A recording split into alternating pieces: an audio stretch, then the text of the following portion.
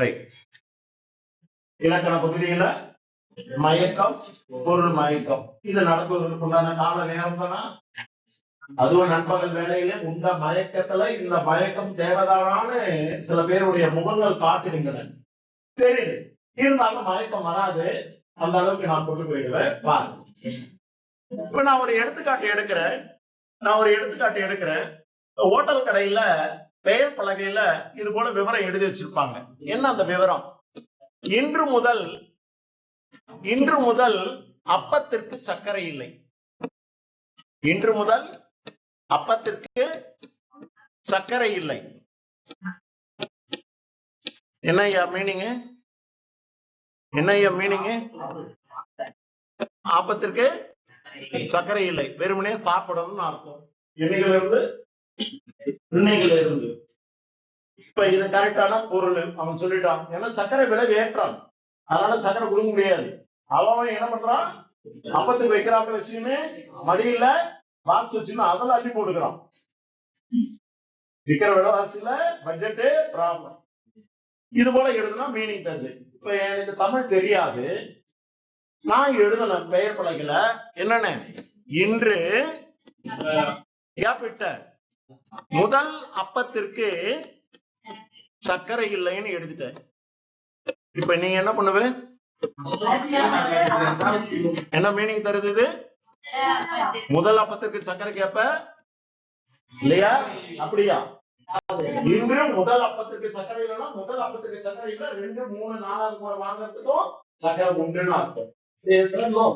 மாறி போச்சா? ரைட். நம்ம கிருபானந்த வாரியார் தெரியும். எல்லாம் வல்ல முருகப்பெருமானை பத்தி பாடக்கூடிய ஒரு அடியார் கிருபானந்த வாரியார். அவர் சொல்லுவாரு மாணவர்களுக்கு, அந்த காலத்தில் மனிதர்கள்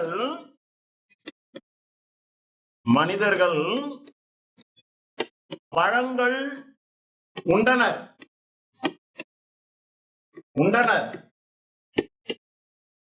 மீனிங் என்ன? அந்த காலத்துல இருந்த மனிதர்கள் எல்லாம் பழங்கள் உண்டனர்.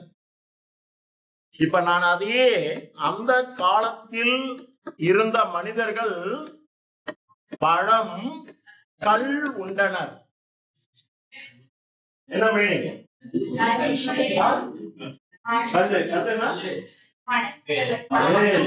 போதை உண்டாக்கக்கூடியது இல்லையா? அதுவும் பழம் கல்லுனா என்ன அர்த்தம்? பழரசம். ஆமா, பிராந்தி, விஸ்கி, பழரசம் ஊற வச்சு ஆல்கஹால் இருக்கிறது. பழம் அழுகி போயிடுச்சுன்னா போது பாரு, ஒரு மாதிரியான ஆல்கஹால் ஸ்மெல் வரும். அப்படியே கழுவிட்டு என்ன பண்றோம்? நம்ம சாப்பிடுறோம், விடல.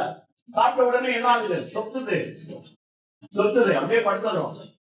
காரணம் உள்ள போனது என்ன? ஆல்கஹால். ஊறல், பழத்தை ஊறல் போட்டு எடுத்தா அதுல இருந்து வரக்கூடிய சாறு பழசாறு. அதுதான் பழம் கல் அப்படின்னு வார்த்தை சொல்ல பிரிச்ச. பழங்கள் என்ற சொல்ல பழம் கல்லுன்னு பிரிச்சு மாறி போச்சு. மயக்கம் தானே தமிழ் சார் டிக்டேட் பண்றாரு. அந்த காலத்தில் மனிதர்கள் பழங்கள் உண்டனர். சொன்னாரு. மாணவன் எழுதும் போது என்ன எழுதலாம்? அந்த காலத்தில் மனிதர்கள் பழம் கல் உண்டனர் எழுதலாம். இப்ப நான் மார்க் கொடுக்கலாமா கொடுக்கூடாதா? கொடுக்கலாமா? சார் உங்க அர்த்தத்துல உங்களுக்கு சரி, ஏன் அர்த்தத்துல எழுதி சரின்றான். ஏத்துக்க முடியுமா? ஏத்துக்கலாமா? ஏத்துக்க கூடாது. வாத்தியார் என்ன சொன்னாரோ அது பிரகாரம் எழுதிருக்கணும். மீனிங் மார்க் போது என்ன பண்றாரு வாத்தியாரு? இன்னும் போட்டு மார்க் வச்சுட்டு ரைட். இன்னொரு தொடர்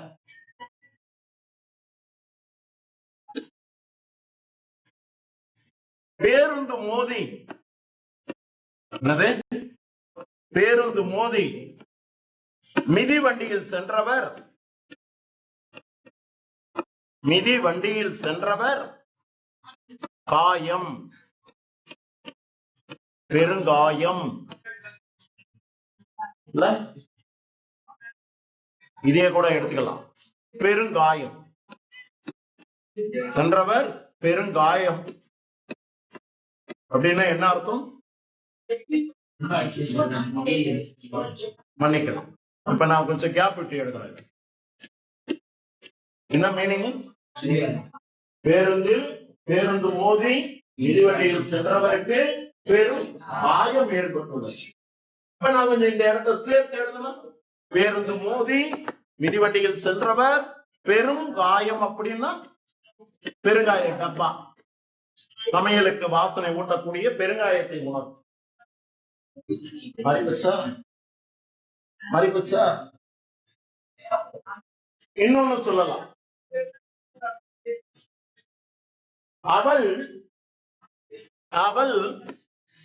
அவள்னா யாரு? உங்கள யாரோ ஒருத்தர் அக்கா வீட்டிற்கு சென்றார்.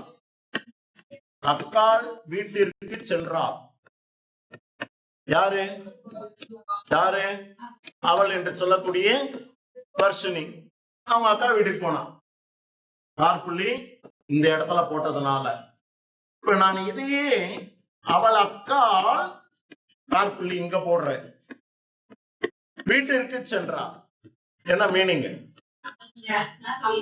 ஆமா, அவங்களுடைய அக்கா நேரத்தோட வீட்டுக்கு போயிட்டா. ஆனா நான் சொன்னது அவள் அக்கா வீட்டிற்கு சென்றார். இப்ப நீ என்ன பண்ண? கார்புள்ளி இங்க போடுறதுக்கு பதிலா இந்த இடத்துல போட்ட. மீனிங் என்ன மாறி போச்சு? வர்ஷனுடைய அக்கா முறைப்படி வீட்டுக்கு போயிட்டார். மீனிங் மாறி போச்சா? மயக்கம் தருதா? இதுவான்னு குழப்பத்தை உண்டாக்குதா? இந்த குழப்பத்தை நீக்கணும்னா சில இலக்கண வரையறையை நாம் தெரிந்து கொண்டு எழுதப்பட வேண்டும். அப்ப பொருள் மயக்கம் தீர சில இலக்கண விதிகளை கையாள வேண்டும். அது என்னென்ன அப்படின்றத பத்தி பார்க்கறதுதான் இந்த பொருள் மயக்கம். பொருள் மயக்கம்னா என்ன? முதல்ல 2 மார்க் கொஸ்டினா ஒண்ணு பாத்துருவோம். பொருள் மயக்கம் என்றால் என்ன? உங்களுடைய பாடப்புத்தகத்துல செகண்ட் பேராகிராஃப்ல கொடுத்திருக்காங்க பாருங்க. மன்னிக்கணும்,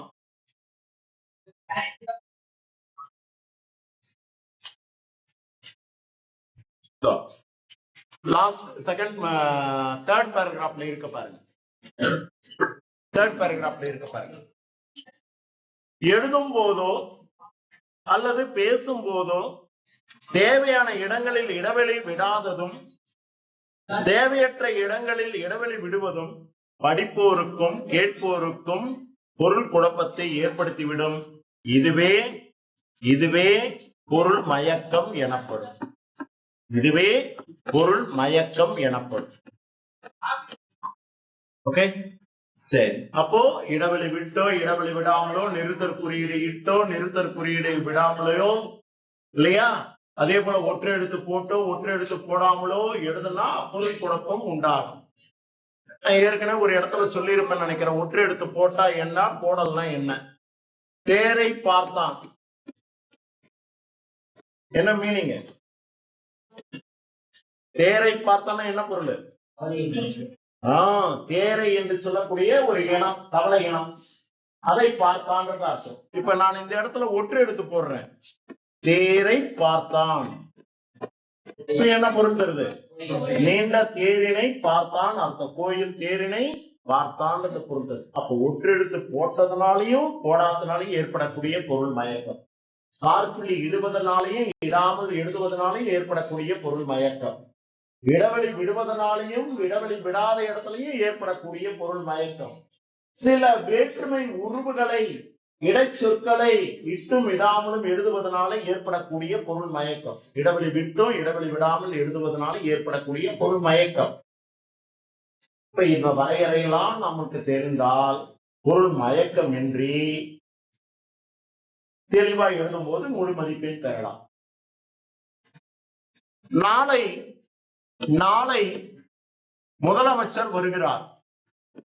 நாளை முதலமைச்சர் வருகிறார். என்ன மீனிங்? திருப்பத்தூருக்கு எங்க முதலமைச்சர் வராராமே? முதலமைச்சர் உதயநிதி ஸ்டாலின். யாரும் வராங்க சனிக்கிழமை. சரியா? முதலமைச்சர் வருகிறார். மீனிங் என்னன்றது? நாளை முதலமைச்சர் திருப்பத்தூருக்கு வருகிறார். நான் கொஞ்சம் மாற்றம் செய்கிறேன். நாளை முதலமைச்சரை நாம் இப்படி எழுதுறேன். நாளை முதல் அமைச்சர் வருகிறார். அமைச்சர் வருகிறார். என்ன மீனிங் தந்துருது? நாளை முதல் அமைச்சர் வருகிறார். அப்ப இதனால வரல, நாளையில இருந்துதான் அமைச்சர் வராரு. முதலமைச்சர் இல்ல, அமைச்சர், மினிஸ்டர், தொகுதி. அதான் மினிஸ்டர் வராரு தொகுதியை பார்க்கறதுக்காக, மக்களிடத்துல இருக்கக்கூடிய குறைகளை கேட்டு இருக்கிறதுக்காக. நீ மாறி போச்சா? அன்று முதல் அமைச்சர் வந்தார், அன்று முதலமைச்சர் வந்தார். நாளை முதலமைச்சர் வருகிறார், நாளை முதல் முதலமைச்சர் வருகிறார். இடைவெளி விட்டு எழுதுறதுனால ஏற்பட்ட குழப்பமா? இடைவெளி விட்டு எழுதுறதுனால ஏற்பட்ட குழப்பமா இது? இப்படி இடைவெளி விட்டோ இடைவெளி விடாமலோ, காற்புள்ளி விட்டோ காற்புள்ளி இடாமலையோ, ஒற்றெழுத்து போட்டோ போடாமலையோ எழுதும் போது ஏற்படக்கூடிய பொருள் நாயக்கத்தை தான் இங்க பொருள் நாயக்கம் அப்படின்னு சொன்னாங்க. இதனால என்ன சார் பிரச்சனை உங்களுக்கு? இதனால என்ன பிரச்சனை? எப்படி எழுதுனா என்ன? உங்களுடைய பார்வையில அது ஒரு மீனிங், என்னுடைய பார்வையில ஒரு மீனிங். நியூஸ் பேப்பர்ல தினத்தந்தியில தலைப்புல இது கூட செய்தி வருது. நாளை முதல் அமைச்சர் வருகிறார் போட்டா படிப்பவருடைய மனதுல ஹெட்லைன்ஸ்ல நாளை முதல் அமைச்சர் வருகிறார் அப்படின்னு போட்டுட்டு, நாளை முதலமைச்சர் வருகிறார் என்றத நாளை முதல் முதலமைச்சர் வருகிறார் போட்டா படிப்பவருக்கு போட்டாருமா? சிஎம் வராதுன்னு திருப்பத்தூர்ல மீட்டிங் நடந்து இவனோட பத்திரிகையில நாளை முதல் அமைச்சர் வருகிறான்னு எழுதுறானே, பத்திரிகையா அப்படின்னு பத்த வச்சுருவாங்க. தவறான செய்தி தானே அது. இத்தனை செய்திதான் நம்ம செய்தித்தாள்ல பார்த்தோம். செய்தித்தாள் படிக்கக்கூடிய பழக்கம் எத்தனை பேருக்கு உண்டு? தினந்தோறும் செய்தித்தாள் படிக்கிற பழக்கம் எத்தனை பேருக்கு உண்டு? பரவாயில்ல, கெட்ட பழக்கத்தை யாரும் ஃபாலோ பண்ணாம இருக்கீங்க. கரெக்டா? கரெக்டா? கெட்ட பழக்கமா அது? கெட்ட பழக்கம் தான். அது நியூஸ் பேப்பர் யாரும் படிக்கிறது கெட்ட பழக்கம். வீட்டுல யாரும் நியூஸ் பேப்பர் வாங்குறது இல்லையோ? முதல்ல ஒரு 6 ரூபாய் 7 ரூபாய் பர் டே, மாசத்துக்கு 200 300 ரூபா தான். இனி போனா 400 ரூபாய். தப்பே இல்லை. வீட்டுல இருக்க அப்பா அம்மா அவங்க சொல்லு, ஒரு நியூஸ் பேப்பர் உங்க தமிழ் இங்கிலீஷ் நியூஸ் பேப்பர் உங்க போட சொல்லு, செய்திகளை பாரு, அறிவை வளர்த்துக்கோ. அதே நேரத்துல தமிழ் புலமையே தெரிஞ்சிடும், ஆங்கில புலமையே தெரிஞ்சிடும், வளர்த்துக்கோ. இந்த படிக்கிற பருவத்துல இதையெல்லாம் அவசியம். நீ வெறும் புத்தக அறிவோட இருந்ததுன்னா வேலைக்கு ஆகாது. ஏட்டு சுவடி ஏட்டு சுரக்காய் கறிக்கு உதவாது. அதனால இந்த அறிவு இருக்கணும். சரி, பேப்பர் வாங்கினா படிக்க டைம் இல்லையா? ஈவினிங் லைப்ரரிக்கு போ. என்னென்ன பேப்பர் இருக்கோ அத்தனை பேப்பர் அந்த லைப்ரரியில இருக்கு.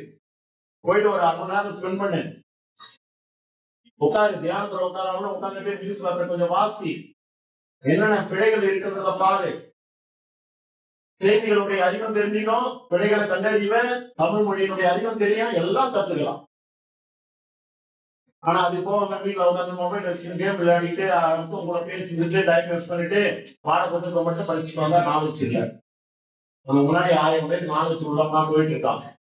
அவனுக்கு பின்னாடி நீ இருந்துன்னா யாருக்கு வேலை? யாருக்கு வேலை வாய்ப்பு? நாலேஜ் இருக்கிற பசங்க தான் வேலை வாய்ப்பு. நீ மார்க் 90 எடுத்திருந்தாலும் உனக்கு இல்ல வேலை. மார்க் இல்லைன்னா கூட நாலேஜ் இருக்கிறவங்க தான். அதனாலதான் வைவா வைக்கிறாங்க பிராக்டிகல். ஏன்னா நீ பார்த்து எழுதுனியா, பிரிட்டெக்ஸ் எழுதுனியா, எதை பார்த்து எழுதுனா எனக்கு என்ன தெரியும்? வைவால கேள்வி கேட்கிற பதில் இந்த நாலேஜ் இருந்தாதான் ஜாப். அப்ப அந்த அறிவு தெரியணும்னா இது போல செய்தித்தாள்கள்லாம் வாசிக்க கத்துக்கணும். பிழைகள் நீக்கிறதுக்கு வழி கிடைக்கும். அந்த பேப்பர் அப்படியே பண்டல் பண்ணி வச்சிருந்தா திருப்பி எத்தனை கடையில போட்டீங்கன்னா உங்களுக்கு 70% அந்த அமௌண்ட் கையில வந்துடும். இப்ப 30% தான் நியூஸ் பேப்பருக்காக செலவு பண்ற. இது ஒன்னே அழிவு போற பொருள் இல்லை. நன்மை உறுதிமொழி எடுத்துங்க. இன்று முதல் வீட்டுல போயிட்டு சொல்லிட்டு என்ன பண்ணலாம்? நியூஸ் பேப்பர் வாங்கி போடுங்க பாடுன்னு கேளு. தமிழ் சார் சொன்னாருன்னே சொல்லு. மாசானா காசு தமிழ் சார் கொடுப்பாரா அப்படின்னு கேட்பாங்க. என்ன நீ என்ன டெபாசிட் பண்ணிடு, மாசானா நான் கட்டிடுறேன் இஎம்ஐயா. வேற அறிவை வளர்த்துக்கிட்டு கத்துக்கோ. இல்லையா லைப்ரரி போ. டிஸ்ட்ரிக்ட் லைப்ரரி இருக்க காங்கிரஸ் ஆஃபீஸ் ரோட்ல உட்காந்து போய் படி. 4 விஷயத்த தெரிஞ்சுக்க. 4 பேருக்கு சொல்லு. உன் திறமை என்னன்றது 4 பேருக்கு தெரியும். ஆளும் வளரணும், அறிவும் வளரணும். அதுதானே வளர்ச்சி. ஆளை மட்டும் வளர்ந்துட்டா போதாது. சரியா? அந்த அறிவை வளர்த்துக்கு உண்டான வழிகள் நிறைய மேகசின் இருக்கு. புரட்டி பாரு, அதுல சொல்லப்பட்ட கருத்துக்கள் எடு, கொட்டேஷன்ஸ் எடு, இதெல்லாம் உங்களுக்கு வாழ்க்கையில சறுக்கி விடும்போது மூன்று போல கை தாங்கி நிற்போம். ரைட், பாடத்துக்குள்ள போறேன். இந்த பொருள் மயக்கத்தை பத்தி தான் இப்ப நம்ம பார்க்க போறோம். நீங்க மயக்கம் அடையாதீங்க. முதல் பேராகிராஃப். தமிழ் மொழியை எழுதும் போதும் படிக்கும் பொழுதும் பேசும் போதும் சரியான முறையை பின்பற்றினால் பொருள் மயக்கம் இல்லாமல் புரிந்து கொள்ள முடியும். அதுக்காக தான் டிக்டேஷன் கொடுக்கிறது. வாத்தியார் ஒரு வார்த்தை சொன்னா பையன் அதை பிரிச்சு எழுதிட்டாலும் மீனிங்லெஸ். அந்த டெக்னீஷியன் கொடுக்கும் போது பையன் எந்த அளவுக்கு புரிஞ்சுட்டு இருக்கான், பிழையின்றி எழுதுறானா அப்படின்னு பாக்குறதுக்கு தான் இந்த சொல்வதை கேட்டு எழுதுதல் அப்படின்னு பேர் தமிழ்ல. சொல்வனவற்றை கேட்டு எழுதுதல் அப்படின்னு எல்கேஜில யூகேஜில ஃபர்ஸ்ட் ஸ்டாண்டர்ட் செகண்ட் ஸ்டாண்டர்ட்ல மிஸ் சொல்லி இருப்பாங்க. அது பிறகு எழுதி நம்ம இப்போ 11க்கு வந்துட்டோம். சரி, அதுக்கு முன்னாடி ஒரு கேள்வி, பொருள்கோள் என்றால் என்ன? பொருள்கோள் அப்படின்னா என்ன? பொருள் கொள்ளக்கூடிய முறை பொருள்கோள். அதே இந்த பொருள் மயக்கத்துல வச்சிருக்காங்க. ஒவ்வொருத்தரும் ஒவ்வொரு மாதிரியா பொருள் கொள்வான். இன்னொன்னு சொல்லிடுறேன், மாணவர் வரிசையில் நான் சேர்த்து எழுதியிருக்கேன் அந்த வார்த்தையை. நின்று அறிவியல் கண்காட்சியை கண்டனர். அறிவியல் கண்காட்சியை கண்டனர் என்ன மீனிங்? என்ன மீனிங்? என்னங்க என்னங்க? பேரண்ட்ஸுக்குன்னு ஒரு ரோ இல்லாம எந்த ரோல போயிட்டு பேரண்ட்ஸுக்கும் பார்த்தாங்க அறிவியல் கண்காட்சியை? மாணவர்களுடைய வரிசையில மாணவர் வரிசையில நின்று பேரண்ட்ஸ் அறிவியல் கண்காட்சியை கண்டனர். ஏன் விட்டதுனாலே, இடைவெளி விட்டதுனாலே, இடைவெளி விடாதனாலே. இப்ப நான் இடைவெளி விட்டு எழுதுனா என்ன மீனிங்? மாணவர்கள் வரிசையில் நின்று அறிவியல் கண்காட்சியை கண்டனர். சொல்லை சேர்த்து எழுதணுமா பிரித்து எழுதணுமா அப்படின்னா பொருள் என்ன பொருள் அடிப்படையில் எழுதணுமோ அதுக்கு பிரகாரம் எழுதணும். அதனாலதான் இந்த இடத்துல பொருள்கோள் அப்படின்ற ஒரு தலைப்பு நம்ம பார்க்க போறோம். பொருள் கொள்ளும் முறை. படிக்கும் பொழுது நாம் உணர்ந்து கொள்ளக்கூடிய பொருள் கொள்ளும் முறை பற்றி தான் இந்த பொருள்கோள். இந்த பொருள்கள் எத்தனை வகைப்படும்? அவையாவை 8 வகைப்படும். அதான் உங்களை படிச்சீங்களோ? பொருள்கூட்டு பொருள்கோள், காப்பிசை பொருள்கோள், நிறநிறை பொருள்கோள், ஆற்றல் பொருள்கோள், அப்புறம் வில்கூட்டு பொருள்கோள், அடிமறி மாற்று பொருள்கோள், அலைமறி மாற்று பொருள்கோள், காப்பிசை பொருள்கோள், மொழி மாற்று பொருள்கோள், இப்படி 8 வகை பொருள்கள் இருக்கு. இப்ப 10th படிச்சது இப்ப 11க்கு நம்ம யூஸ் ஆகுது. கற்றது வீணாகல இல்லையா? ரைட், நோட் பண்ணிக்கங்க. செய்யுளில் சொற்களை பொருளுக்கு ஏற்றவாறு சேர்த்தோ மாற்றியோ கொள்ளும் முறைக்கு பொருள்கோள் என்று பெயர். அப்போ ஒரு 2 மார்க் கொஸ்டின் கிடைச்சிச்சு. பொருள்கோள் என்றால் என்ன? படிங்க. செய்யுளில் சொற்களை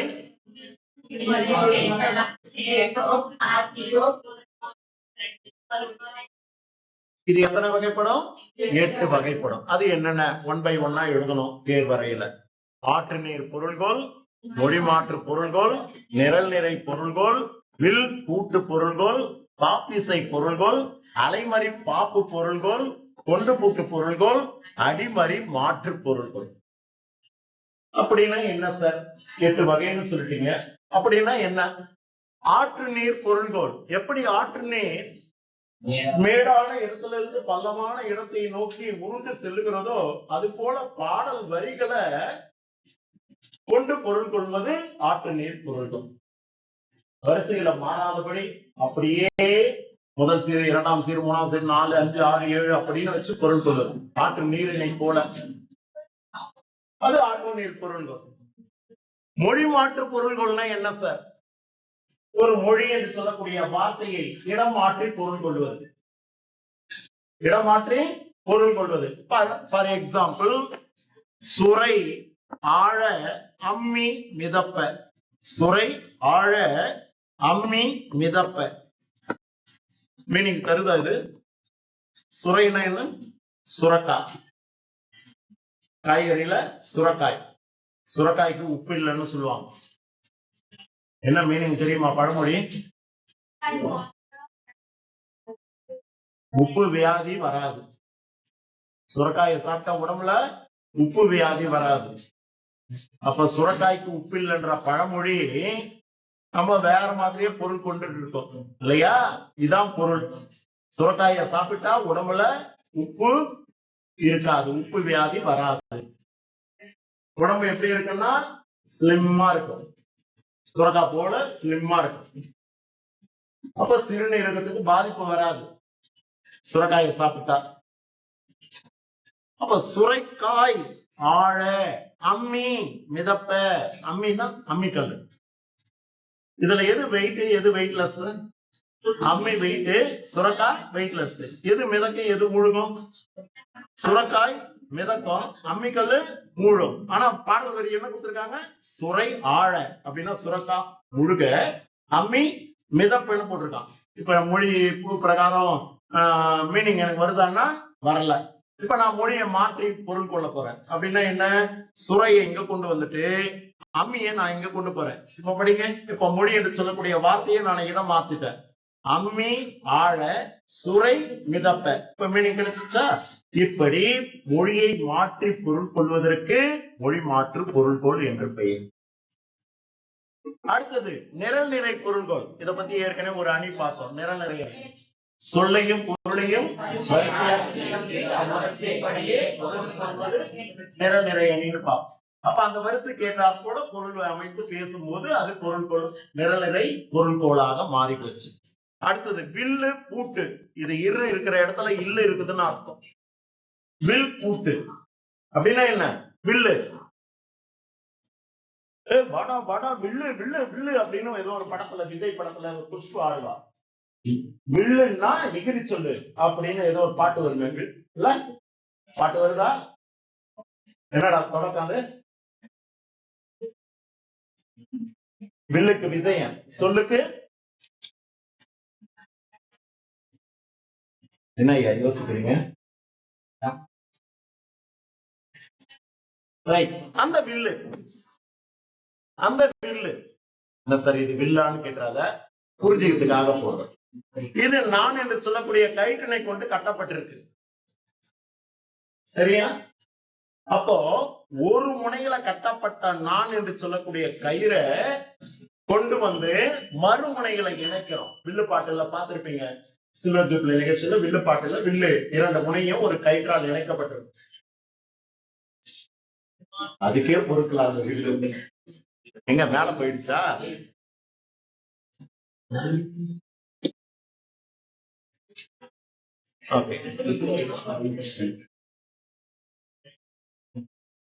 அந்த வில்லை பூட்டுகின்ற நாணை போல பொருள் கொள்வது வில் பூட்டு பொருள்கோள். வில் பூட்டு பொருள்கோள்.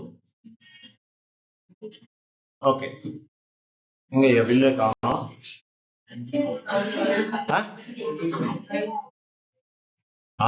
இருக்கு.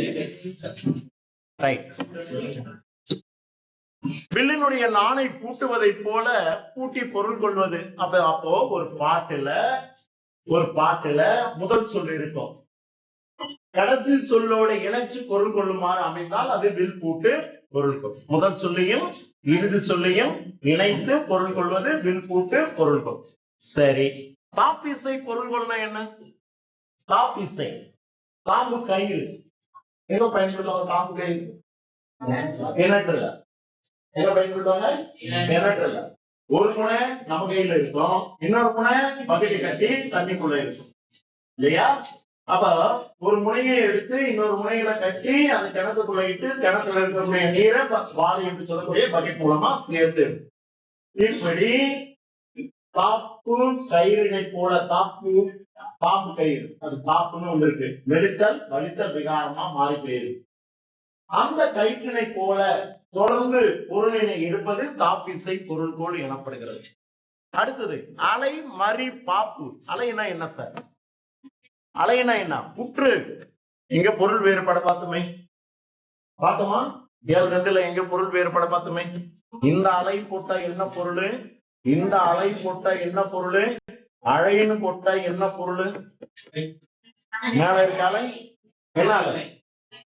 எஸ், நீர் அலை, கடல் அலை சொல்றோமா? ரைட்டு. இரண்டாவது அலை நண்டுன்னு ஒரு பொருள் இருக்கு, தயிர்னு ஒரு பொருள் இருக்கு, பிசைன்னு ஒரு பொருள் இருக்கு, இப்ப சொன்ன பாருங்க, என்னது புற்று அப்படின்னு ஒரு பொருள் இருக்கு. அப்ப இந்த அழைனா கூப்பிடு, விழித்தல், அழைத்தல், கூப்பிடு. வெளியில விளையாடி இருக்கானே அவனை சற்று அழை அப்படின்றது அர்த்தம்.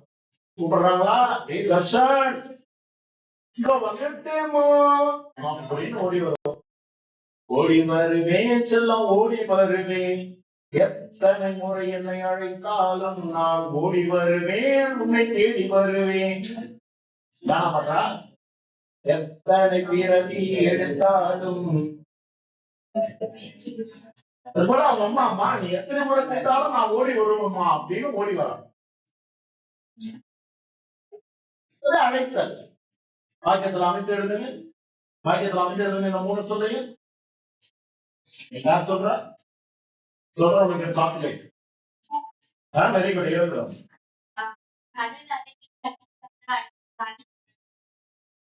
கையத்தட்டு, கையத்தட்டு.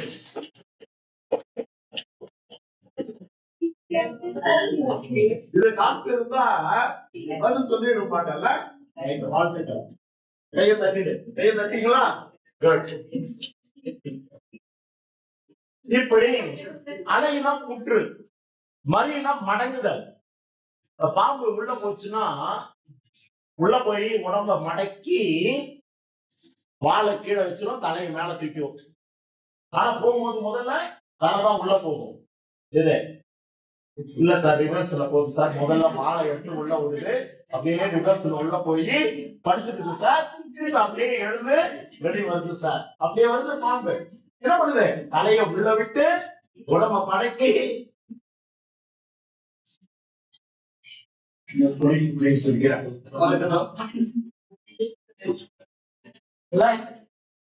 அலைனா புற்று, மறினா மடங்குதல், பாப்புன்னா பாம்பு.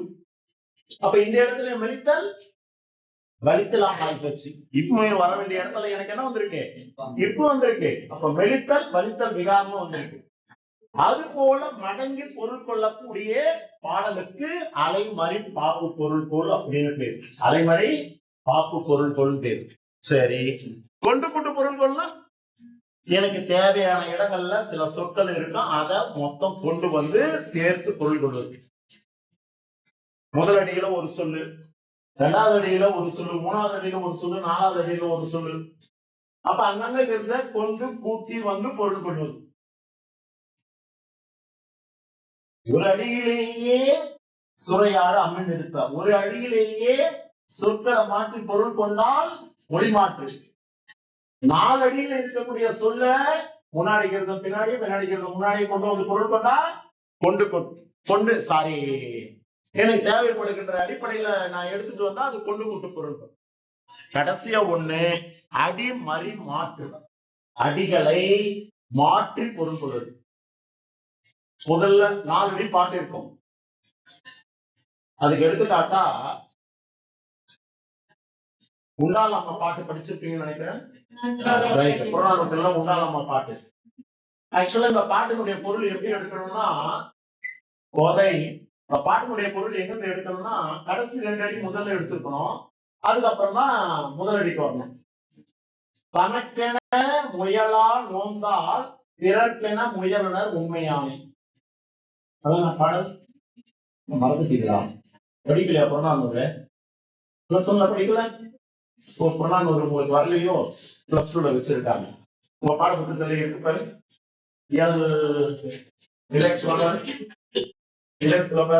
பழைய புக்கு 172 அங்க பாரு.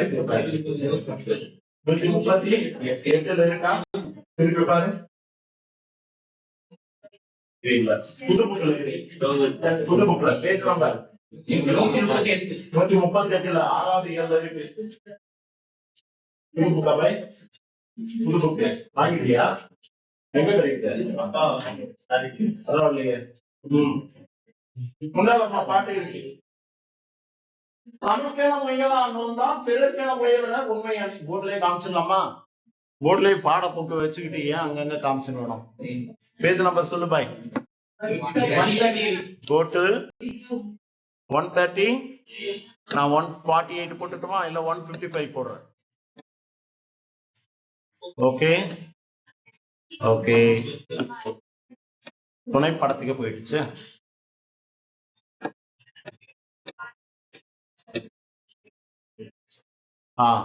வந்துருச்சு. இதுதான் அந்த புறநானூற்று பாடல் வரைக்கும். உண்டால் அம்மை இவ்வுலகம் இந்திரர் அமிர்த ஏவுவது ஆகினும் தமையரென உண்டாலும் விலரே துஞ்சலமிலர் பிறர் அஞ்சுவது அன்றி புகழினின் உயிரில் கொடுப்பர் பழியனின் உளவுடன் கொள்ளினும் கொள்ளலர் அயர்விலர் அன்னம் ஆட்சி அணையராகி தமக்கென முயலான் நோந்தான் பிறர்க்கென முயலனர் உண்மையானி. இதுல நான் பொருள் எடுத்து சொல்லணும்னா கடைசி 2 அடியே நான் எடுக்கணும். முதல்ல தமக்கென முயலான் நோந்தால் அப்படின்னா தமக்காக ஒரு முயற்சியும் மேற்கொள்ளாமல், தாள்னா முயற்சி, தமக்காக எந்த ஒரு முயற்சியும் மேற்கொள்ளாமல் பிறர்க்கென முயலனர் உண்மையானி, பிறருக்காகவே முயன்று பொருளை ஈட்டி வாழக்கூடிய நம் தமிழர்கள் இருந்த காரணத்தினால்தான் உண்டால் அம்மை இவ்வுலகம். இந்த உலகம் இன்றளவும் அழியாமல் காணப்படுகிறது. பாருங்க, நான் பாடம் நடத்துறேன் யாருக்காக? பிறருக்காக. பிறர்னு சொல்லும்போது இந்த இடத்துல யாருக்காக? மாணவர்களுக்காக. எனக்குன்னு ஒண்ணு நான் பண்ணல, உங்களுக்காக, உங்களுக்கு புரியும்படியாக, நீங்க வாழ்க்கையில நல்லா இருக்கிறதுக்காக, மதிப்பெண் எடுக்கணுன்றதுக்காக, நல்ல கல்லூரிக்கு போகணுன்றதுக்காக ஆசிரியர்கள் பிறருக்காகவே சும்மா வசனம் நடத்துறீங்க அப்படின்னு தீபக் யோசிச்சா வாத்தியார் கண்டுபிடிச்சாரு. பேசுறது சும்மாவா நடத்துறீங்க? சம்பளம் வாங்கல, அதுக்காக தானே நடத்துறீங்க அப்படின்னு. இருந்தாலும் பிறருடைய நலனுக்காக தான் வாழ்ந்து கொண்டிருக்கிறார்கள் ஆசிரியர் சமூகம். பிறரை ஏற்றி விடுகின்ற ஏணி படிகளை கூட தானே இருந்து கொண்டிருக்கிறார்கள். அந்த ஏணி படிகளை ஏறி செல்லக்கூடிய மாணவர்கள் இன்னைக்கு உலகில பல வேறு இடங்களில் பணியாற்றி கொண்டிருக்கிறார்கள் என்று சொன்னால் தமக்காக முயன்றார்களா? இல்லையே. இது போல தமிழர்கள் ஒரு காலத்துல இருந்ததுனாலதான் இந்த அளவும் உலகம் அழியாமல் வாழ்ந்து கொண்டிருக்கிறது, இருந்து கொண்டிருக்கிறது. இல்லைனா உலகம் என்றைக்கோ அழிந்திருக்கு. நம்மளா இருந்திருக்குமாறு தெரியாது. இவ்வளவு பரந்த மனப்பான்மையோட எழுதப்பட்ட இந்த பாடம். அப்ப நான் கடைசி அடியை முன்னாடி வச்சு முன்னாடி அடியை அடுத்தது கொண்டு வர, இது போல அடியை மாற்றி, மறினா மாற்றி படித்து பொருள் சொல்லக்கூடிய அந்த பொருள் பொருளுக்கு அடிமறி மாற்று பொருள்.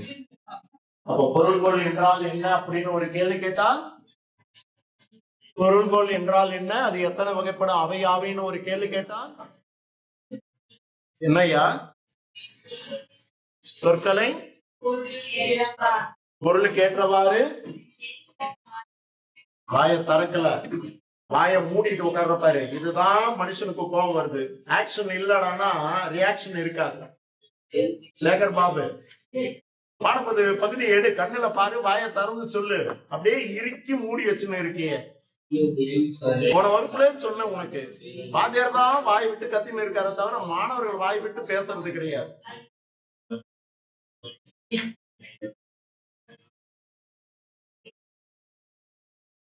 படிச்சுட்டியா? இப்ப சொல்லு, பொருள்கோள் என்றால் என்ன?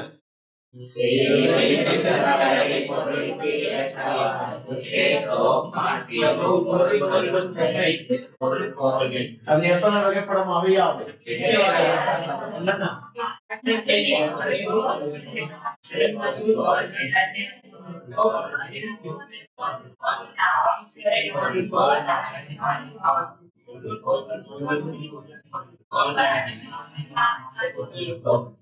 இது உன்னுடைய புக் பேக் கொஸ்டின், மறந்துடாத.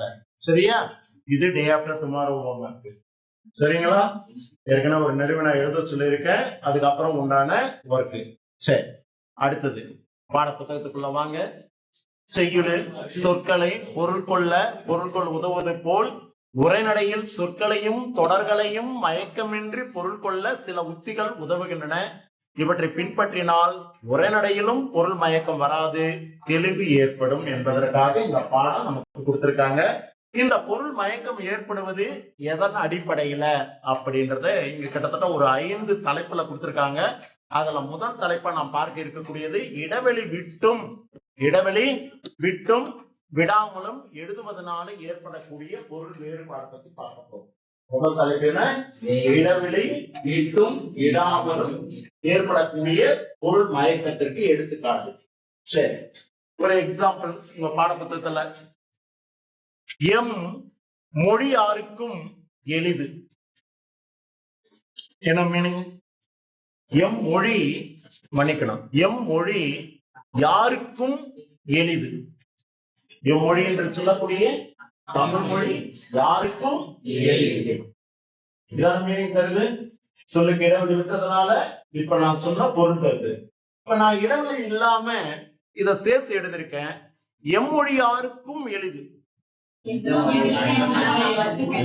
எம்மொழி யாருக்குன்னா தமிழ், இங்கிலீஷ், அதாவது ஆங்கில, கன்னடம், உருது, தெலுங்கு, கிரேக்க, ஜெர்மன், இது போன்ற மொழி யாருக்கும், மொழி பேசக்கூடிய எல்லோருக்கும் எளிது. மீனிங் மாறி போச்சு. அதே போல அடுத்த சொல்லு பாருங்க. அடுத்த சொற்றொடர் அப்பாவின் நலம் காண்க. பா, பா என்று சொன்னால் பாட்டு, செய்யுள். அந்த பாட்டில் இருக்கக்கூடிய நலம் என்று சொல்லக்கூடிய நயத்தை காண்க. பா நயம் பாராட்டல். பா நயம் பாராட்டல் படிப்போமா? மைய கருத்து, எதுகை, மூளை, ஏகம், முரண்டு படிக்கிறோம் இல்லையா? அந்த பாட்டினுடைய நயத்தை காண்க அப்படின்னு கொடுத்தது. எப்போ சொல்ல பிரிச்சதுனால. இப்ப சேர்த்து எழுதுனா அப்பாவின் நலம் காண்க. அப்பான்னா வீட்டுல இருக்கிற அப்பாவுடைய நலம் காண்க. மீனிங் மாறி போச்சு. இன்னொரு சொல், தமிழ் ஆசிரியருக்கு 5 மாடி வீடு உள்ளது. எத்தனை மாடி வீடு? 5 மாடி வீடு. இப்ப நான் கேப் விட்டு எழுதுனதுனால என்ன அர்த்தம்? 5 மாடி வீடு. ஒரே இடத்துலயா, பல்வேறு இடத்துலயா? பல்வேறு இடங்களில இல்லையா? இப்ப நான் சேர்த்து எடுத்துட்டேன் 5 மாடி வீடு அப்படின்னா ஒரே இடத்துல first floor, second floor, third floor, fourth, fifth அப்படின்ற அடிப்படையில 5 அடுக்கு மாடி வீடுன்னு 5 அடுக்கு மாடி வீடுன்னு. அப்ப சொல்ல இணைக்க வேண்டிய இடத்துல இணைக்கணும், பிரிக்க வேண்டிய இடத்துல பிரிக்கணும். இன்னொரு எடுத்துக்காட்டு பாருங்க. அன்று முதல் பாடம் கற்றோம். அன்னையிலிருந்து நம்ம படிச்சுட்டு தான் இருக்கிறோம். இதே நான் பிரிக்கிறேன். அன்று முதல் பாடம் கற்றோம். பாடத்துல முதல் பாடத்தை படித்தோம். என்னைக்கு? அன்னைக்கு. சொல்லின இடைவெளியும் இடைவெளி விடாமலை எழுதுவதனால ஏற்பட்ட பொருள் மயக்கத்திற்கு இது எல்லாம் எடுத்துக்காட்டு. அப்போ பொருள் மயக்கத்துல முதல் தலைப்பா இடைவெளியும் பொருள் வேறுபாடும் என்ற தலைப்புல இது எல்லாம். ஓகேவா? அடுத்து இரண்டாவது தலைப்பு, இவ்வாறு சொற்களை சேர்த்தும் பிரித்தும் எழுதுவதால் பொருள் மாறுபாடுகள் ஏற்படுகின்றன. எனவே நாம் சொல்லினுடைய பொருளுக்கு ஏற்றாற் போல இடைவெளி விட்டும் இடைவெளி விடாமலும் எழுதப்பட வேண்டும். அப்பதான் தமிழ் தமிழா இருக்கும். இல்லைன்னா தமிழ் இல்ல. ஆமா, தமிழா இருக்காது, பிறமொழியா மாறிடும். பிறமொழின்றதை விட சொல்லுக்கு உண்டான அந்த சரீரம் இல்லாம போயிடும். ரைட். அடுத்து இரண்டாவது தலைப்பு, வல்லின மெய்களும் பொருள் வேறுபாடுகள். வல்லின மெய் இட்டு எழுதுவதனால ஏற்படக்கூடிய பொருள் மயக்கம் என்ன? இடாமல் எழுதுவதனால ஏற்படக்கூடிய பொருள் மயக்கம் என்ன? இங்க எக்ஸாம்பிள் கொடுத்திருக்காங்க பாருங்க. பிட்டு தின்றான். ஒற்றை எழுத்து போட்டிருக்கேன். ஒற்றை எழுத்து போட்டிருக்கேன். பிட்டு தின்றான். இந்த இடத்துல ஒற்றை எழுத்து போடல. என்ன மீனிங்? ஒற்றை எழுத்து போட்டதனுடைய பொருள் என்ன? ஒற்றை எழுத்து போடாதனால ஏற்பட்ட பொருள் மயக்கம்.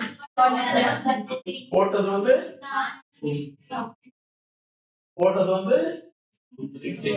உடைச்சு உடைச்சு சாப்பிடுறது. எஸ், விட்டு விட்டு சாப்பிடுறது. பிஸ்கெட்டு பேப்பர் பிளேட்ல வச்சுக்கிட்டு கொஞ்சம் கொஞ்சமா பிட்டு வாயில போடுறது. கரெக்டா? ரைட். ஒற்றை எழுத்து போடாம இருக்கிறது வெரி குட். கேழ்வரகு பிட்டு, அரிசி மாவு புட்டு. புட்டுன்னு சொன்னாதான் நமக்கு தெரியும். அது பிட்டுன்னு சொன்னா தெரியலையா? புட்டு என்னடா டிஃபனு? புட்டு. ஈவினிங் என்ன சாப்பிட்ட? புட்டு. பிட்டுன்றத நம்ம புட்டு புட்டுன்னு பேர் வச்சுட்டோம். நிறைய வழக்கு சொற்களை நம்ம அந்தந்த வட்டாரத்துக்கு ஏத்தாப்புல மாத்திக்கிட்டு. ரைட். மீனிங் மாறி போச்சா? ஒரே எடுத்து போட்டதுனால பொருள் என்ன? போடாததுனால என்ன பொருள்? சரி. அதே உள்ள கருத்து, உள்ள கருத்து என்ன மீனிங்? எதில் உள்ள? பாடத்தில் உள்ள கருத்து இல்ல. அதுதான் ஒற்றை எழுத்து போடாதது. பாடத்தில் உள்ள கருத்துக்களை ஊன்றி படிக்கவும் அப்படின்னா கொடுக்கப்பட்டுள்ள பாட பகுதிகளை ஊன்றி படிக்கவும் ஒற்றை எழுத்து போடாதது. இந்த உள்ள கருத்துனா உன் உள்ளத்துல இருக்கக்கூடிய கருத்தை சொல்லு. என்ன நினைச்சிட்டு இருக்க? உன் உள்ளத்துல சொல்லு. பிளஸ் டூ பப்ளிக் எக்ஸாம்ல ஃபர்ஸ்ட் மார்க் எடுக்க போறியா இல்ல லாஸ்ட் மார்க் எடுக்க போறியா? சொல்லிடு. உள்ளத்துல இருக்க கருத்தை சொல்லு. எண்ணத்தை சொல்லு. எண்ணத்தை சொல்லு. உன் எண்ணத்தை சொல்லுமா. அதுதான் எண்ணத்தை சொல்ல. இது என்னதானே? என்னதான் நல்ல எண்ணெய் தானே? நல்ல எண்ணெய் தான் ஐயா. நான் கேட்டது நல்ல எண்ணெய். நல்ல எண்ணெய் தான் இது. ரைட். ஈட்டி கொண்டு வந்தான். ஒற்று போட்டதனால என்ன பொருள்? பொருளை. அதையே ஒட்டு போடாம எழுதுனா ஈட்டி என்ற ஆயுதத்தை கொண்டு வந்தான். இவ்வளவு விஷயம் இருக்கு. நம்ம கேர்லெஸ்ஸா எழுதுறோம். ஒற்று எடுத்து தானே பாத்துக்கலாம். மீனிங் மாறி போகுது. அப்ப தமிழ் சரியா மார்க் குறைக்கிறாருன்னு தெரியுதா? இப்போ ஏன் மார்க் குறைக்கிறாருன்னு தெரியுதா? ஒற்று எடுத்து போட்டா ஒரு பொருள், போடாத போது ஒரு பொருள் போது எனக்கு மீனிங் வேற மாதிரியே காட்டுது. அதனால நான் மார்க் குறைக்கிறேன். அது ரொம்ப மோசமா. சின்ன ஒரு இக்கு போடல, இச்சு போடல, இத்து போடல, இக்கு போடல, அதுக்காக 60 மார்க் குறைச்சுட்டாருமா. இதனாலேயே எனக்கு 10 மார்க் குறைச்சுமான்னு போதை என் அம்மா என்ன சொல்லியிருப்பாங்க. சொன்னியா? நீ சொன்னீங்க ஒற்று எழுத்துக்காக மார்க் குறைச்சிருக்கீங்களா சார்? ஒரே ஒரு எழுத்து தானே சார் பிழை, 6 மார்க் கட் பண்ணிட்டீங்களா சார் கேட்டா கேட்டியா? ஒரு முறை மீனிங் மாறி போகுது இல்ல? இப்ப நான் மார்க் குறைச்சா தானே அந்த மீனிங் கரெக்டா வரும். நீ கரெக்டா எழுதுவ, மீனிங் கரெக்டா வரும். இது 2வது வகை. அப்ப பொருள் மயக்கத்துல ஒண்ணை இடைவெளி விட்டு எழுதுவதனால ஏற்படக்கூடிய பொருள் மயக்கம், 2வது வல்லின மையங்களை இட்டு எழுதுவதனால ஏற்படக்கூடிய பொருள் வேறுபாடு. சரி. 3வது வகையா காற்புள்ளி இடுவதனால ஏற்படக்கூடிய பொருள் மயக்கம். இப்பதான் சொன்னேன். அவள் அக்கால் வீட்டிற்கு சென்றார். என்ன மீனிங்? அம்மா எங்க போட்டிருக்க? அவள் பக்கத்துல போட்டிருக்கேன். என்ன மீனிங் அந்த தொடருக்கு? அவள் அவளை யாரு சமயத்து அவளுடைய அக்கா வீட்டுக்கு சென்றாள் அப்படின்னு பொறுத்தது. அவளுடைய அக்கா வீட்டுக்கு சென்றாள் அப்படின்னு பொறுத்தது. அது கீழே இன்னொரு தொடர் கொடுத்திருக்க. அம்மா எங்க போட்டிருக்குன்னு பாருங்க. அவள் அக்கா வீட்டிற்கு சென்றாள். அவள் அக்கா வீட்டிற்கு சென்றாள் சொன்னாதான் அந்த பொண்ணுடைய அக்கா அவங்க வீட்டுக்கு போயிட்டார். காற்புள்ளி இடுவதனால கூட ஏற்படக்கூடிய பொருள் மயக்கம்.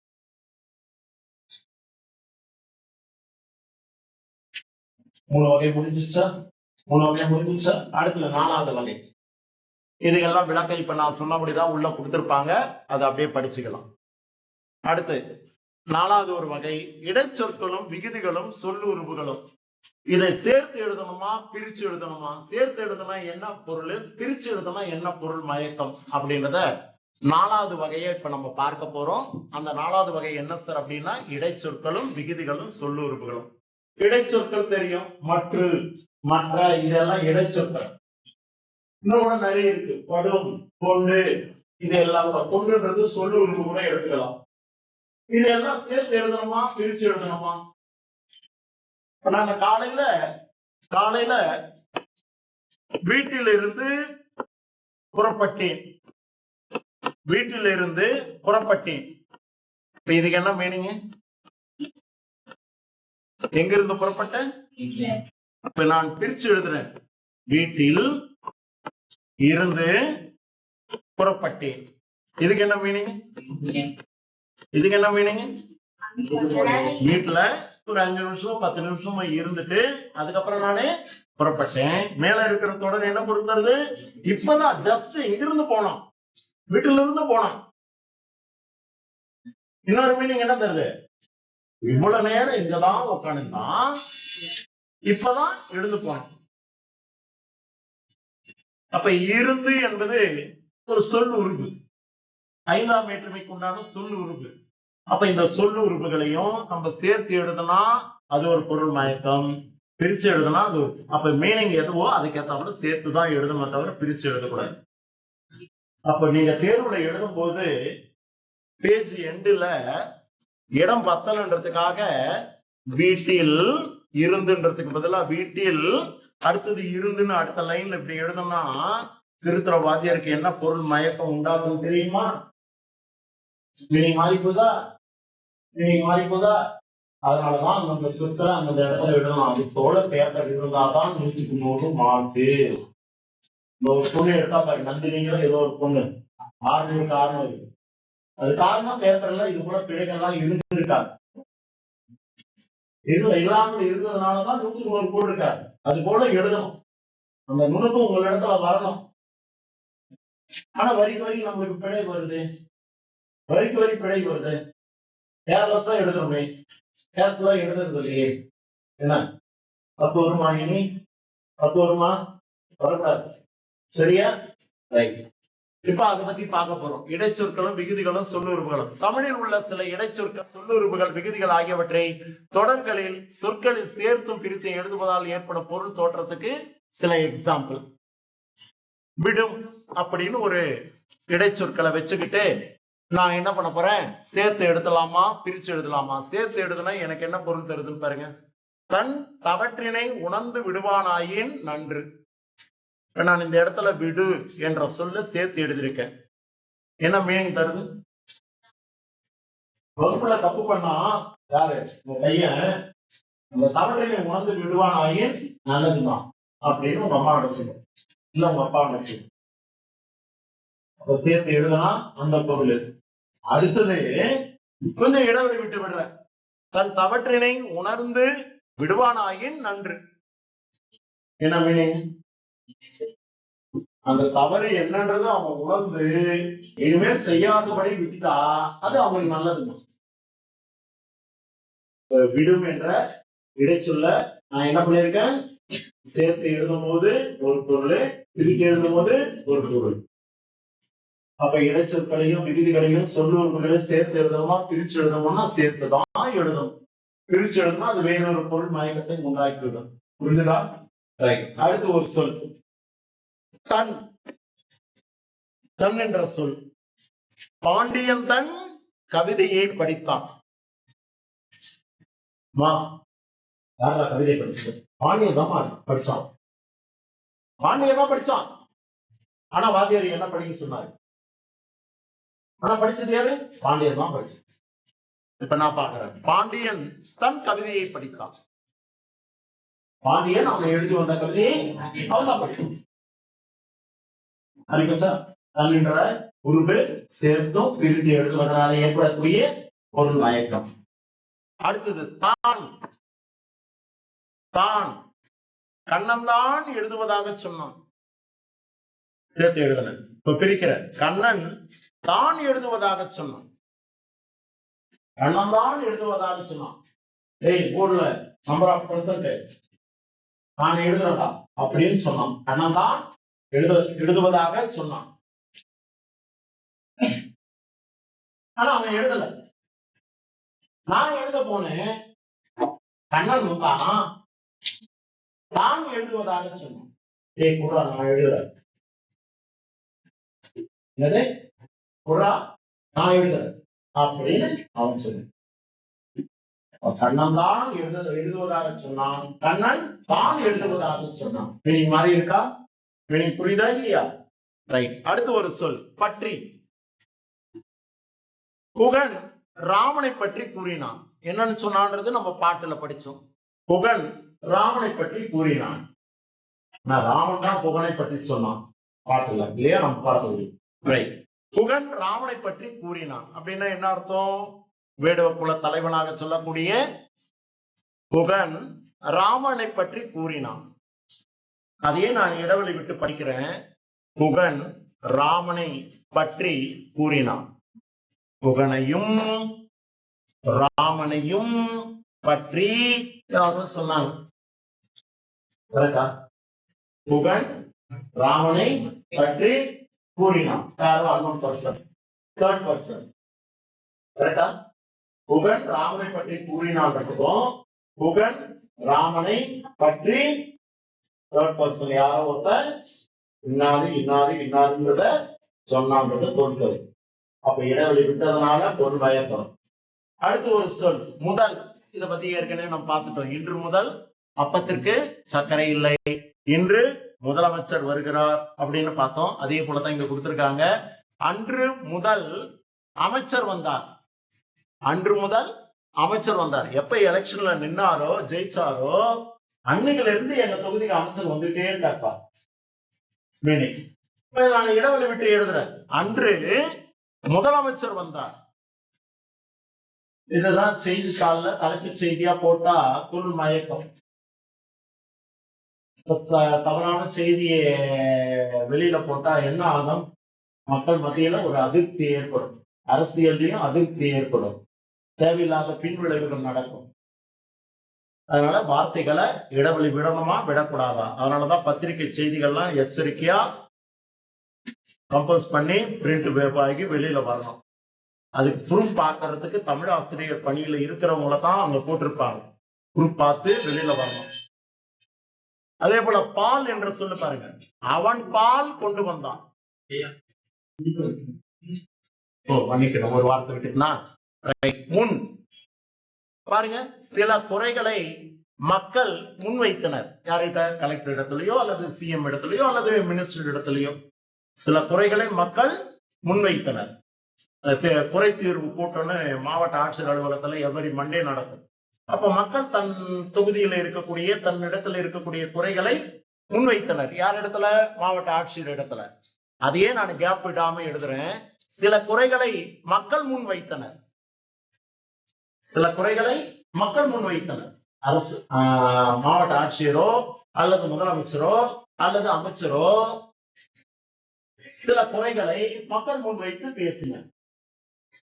மக்கள் வைக்க வேண்டிய குறைகளை இப்ப அவங்க வச்சு பேசுறாங்களா ஆயிடுச்சு.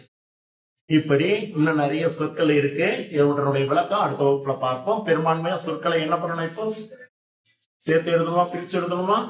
சேர்த்துதான் எழுதணுமா தவிர பிரித்து எழுதக்கூடாது. அப்படி எழுதணும் படிப்பவருக்கோ அல்லது எழுதுபவருக்கோ பொருள் மயக்கம் உண்டாகும், மீனிங்லெஸ் போச்சுன்னா தமிழ் தமிழா இருக்காது என்பதற்காக கொடுத்திருக்கக்கூடிய ஒரு பாடம். ஓகேவா? புரிஞ்சிடுச்சா? சரி, தேங்க்யூ. நீங்க ஃபீட்பேக்